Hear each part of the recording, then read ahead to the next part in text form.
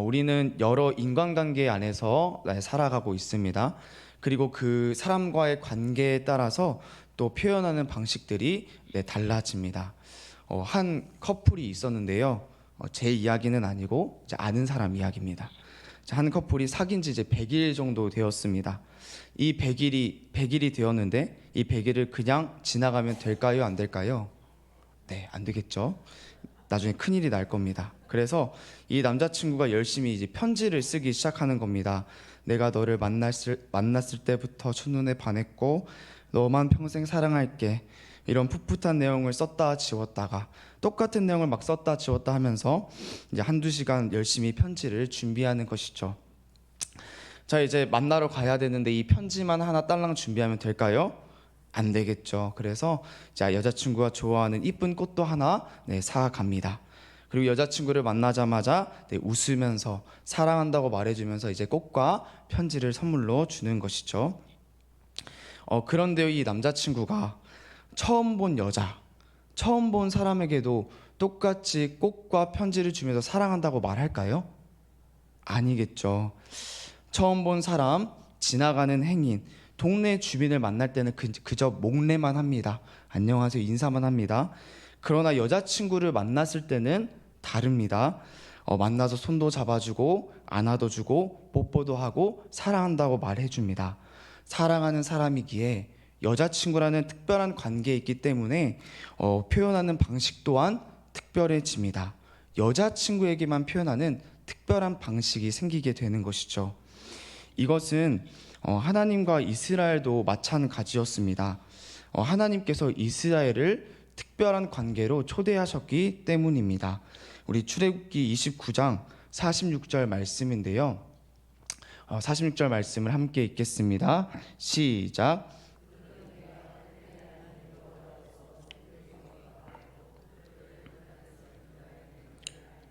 나는 그들의 여호와니라. 아멘. 하나님께서 자신을 어떻게 소개하시냐면 내가 이스라엘의 하나님이다로 말씀하십니다. 내가 다른 나라의 하나님이 아니라 내가 이스라엘의 하나님, 너의 하나님이라고 말씀하시는 거죠. 이게 얼마나 감격스러운 말입니까? 하나님이 이스라엘을요, 그리고 우리들을 아주 특별한 관계로 초대하셨습니다. 다른 사람들과는 구별되는 사랑하는 관계, 밀접한 관계, 우리들을 특별한 관계로 초대하셨다는 겁니다. 이를 믿으십니까? 아멘. 이제 이스라엘이 하나님과 특별한 관계 속에 있기 때문에 이제 이스라엘은 하나님에 대해서 특별한 표현 방식을 갖게 되었습니다. 남편이기에 아내 볼에 뽀뽀할 수 있는 것처럼 다른 사람이 뽀뽀할 수 있을까요? 아니죠. 남편이기에 할 수 있는 것처럼 아내이기에 남편에게 사랑한다 말하며 안아줄 수 있는 것처럼 이 이스라엘만이 할 수 있는, 이스라엘만이 하나님께 표현할 수 있는 특별한 방식 그리고 특권을 가지게 되는 겁니다. 오늘 레위기 4장은 이 이스라엘만이 할 수 있는 그 특권 중에 하나인 속죄제에 대해서 말해주고 있습니다. 이 속죄제는 속죄 말 그대로 죄 사함을 받는 용서받을 수 있는 제사 방법을 말해줍니다. 하나님과 함께하기 위해서 우리의 죄는 항상 하나님과 함께하기 위해서 죄는 용납되지 않았습니다. 요만한 자그만한 죄 괜찮을까요? 아니죠. 자그만한 죄조차 하나님 앞에는 용납되지 않습니다. 레위기 11장 45절 말씀입니다. 내가 거룩하니 너희도 거룩할지어다.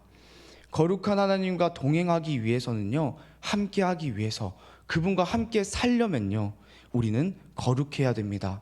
죄가 해결해야 되고 죄가 없어야 하는 겁니다. 그렇게 그 방법으로 하나님이 속죄제를 허락하셨습니다. 그런데 이 속죄제를 우리가 자세히 살펴보고 있자면 이 속죄제가 우리에게 특권보다는 좀 무거운 의무처럼 느껴집니다. 죄를 해결하기 위해서는요, 값비싼 소와 양, 가축을 죽여야만 했습니다. 매번 죄를 지을 때마다 가축을 계속해서 죽여야 하니 이는 보통 일이 아닙니다. 이 특권보다는 굉장한 무거운 성가신 의무로 느껴지는 것이죠. 그런데 오늘 성경은 이 속죄제가 우리의 의무이기보다는 우리의 특권이라고 분명하게 말해줍니다. 우리의 특권입니다. 죄를 사함받는 이 속죄제는 오늘날의 회개와 의미를 같이 합니다.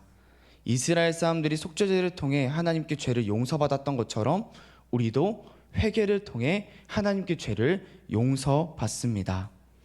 그래서 이 레위기는 속죄제를 통해 우리에게 회개가 무엇인지 알려줍니다. 왜 우리에게 회개가 특권인지, 왜 회개는 받은 우리들이 할 수 있는 특별한 특권인지 오늘 설명해 주고 있습니다. 오늘 일 함께 나누는 시간 되길 소망합니다.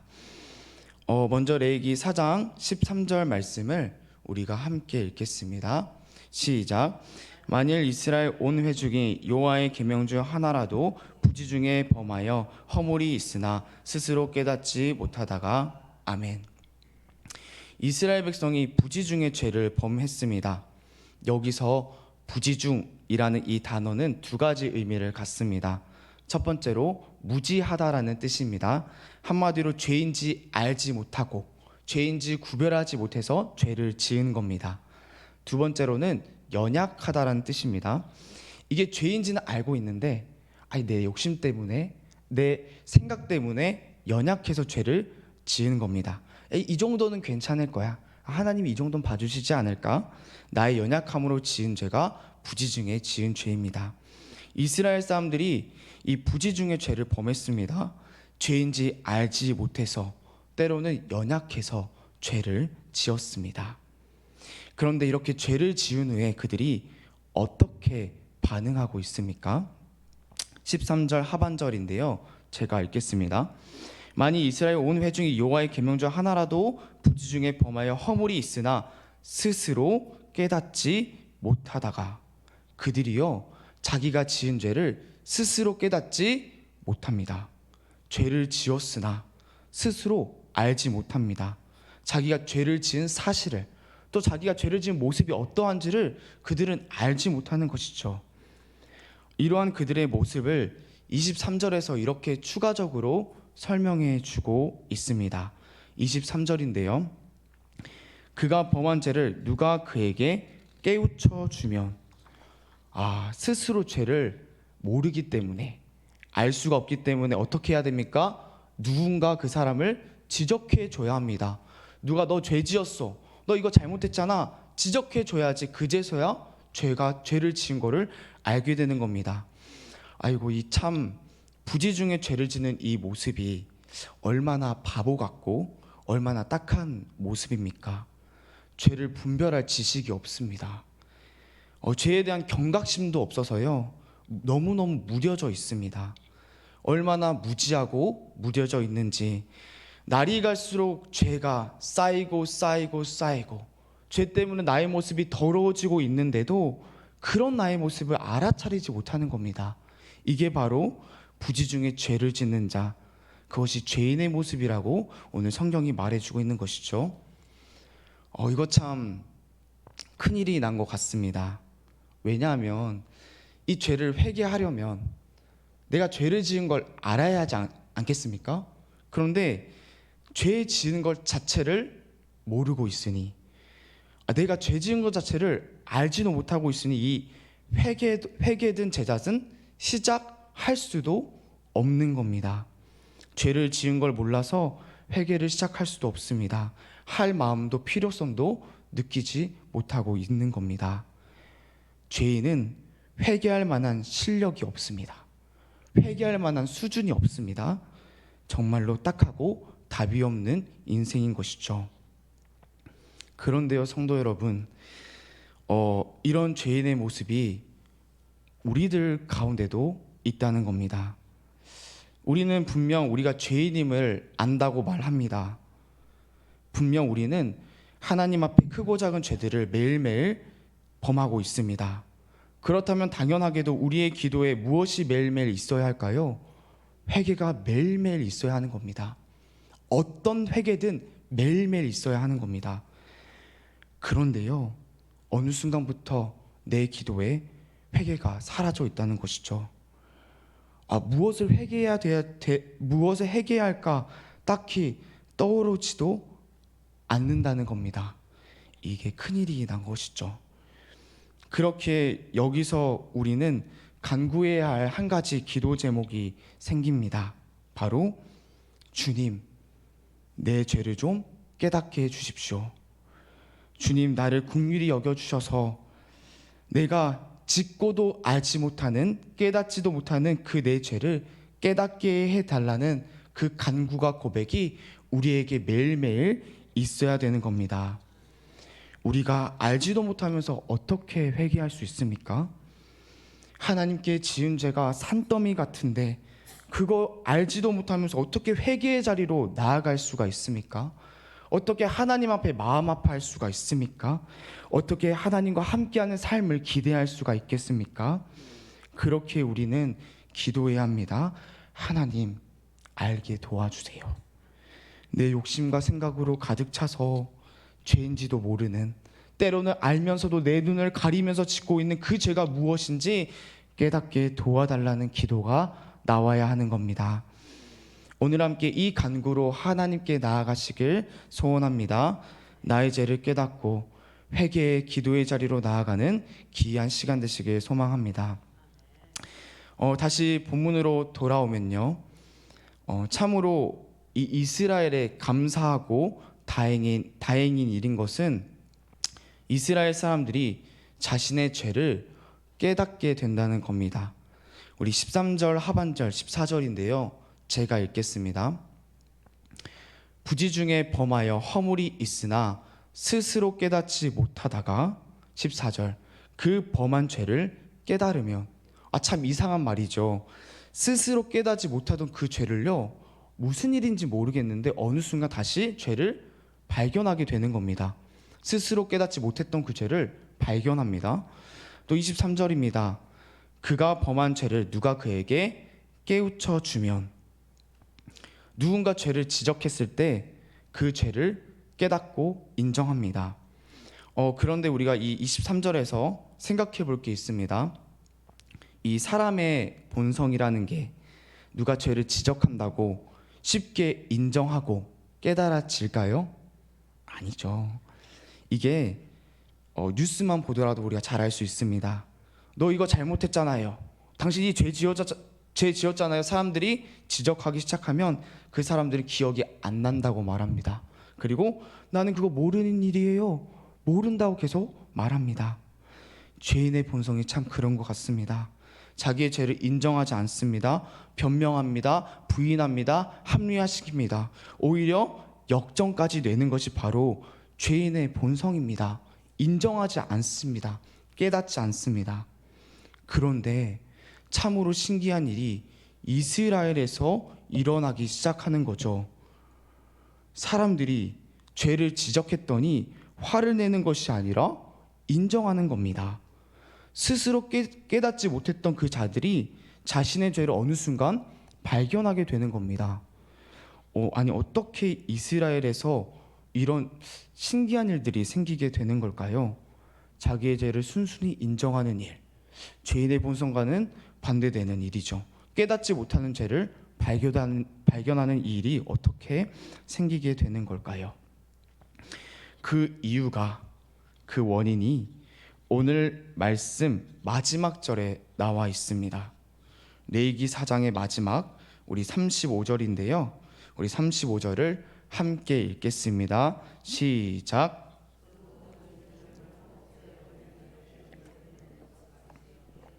제단 위 여호와의 화제물 위에 불사를 지니 이같이 제사장이 그가 범한 죄에 대해서 그를 위하여 속죄한즉 그가 속죄함을 받으리라.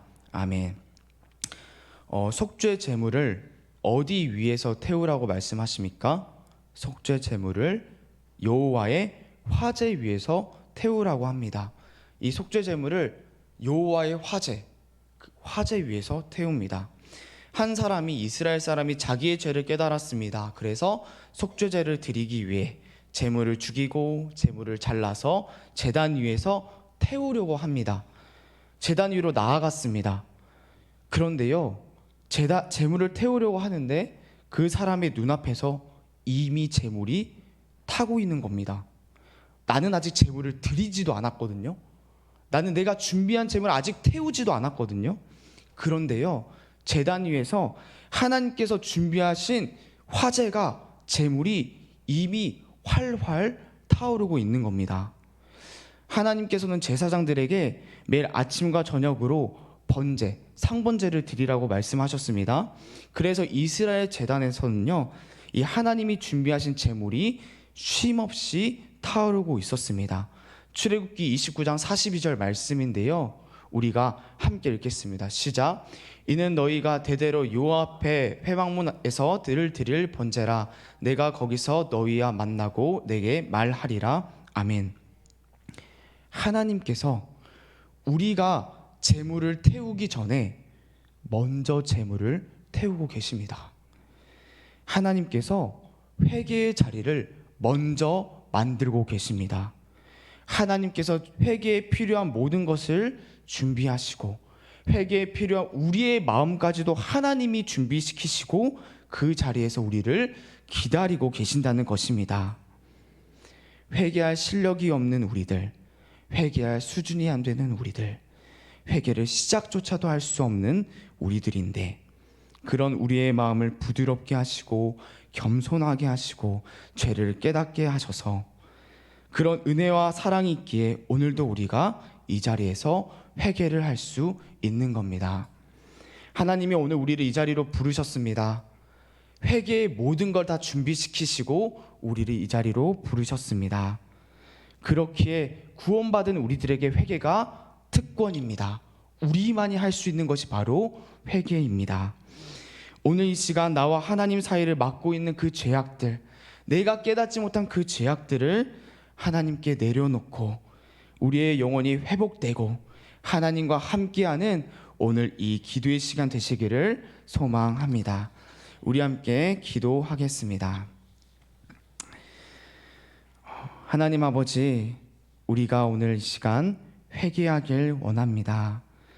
나의 욕심과 나의 높아진 교만으로 깨닫지 못한 죄, 알고 싶지도 않아 했던 우리들의 모습들이 있었다면 우리를 불쌍히 여겨 주시옵소서.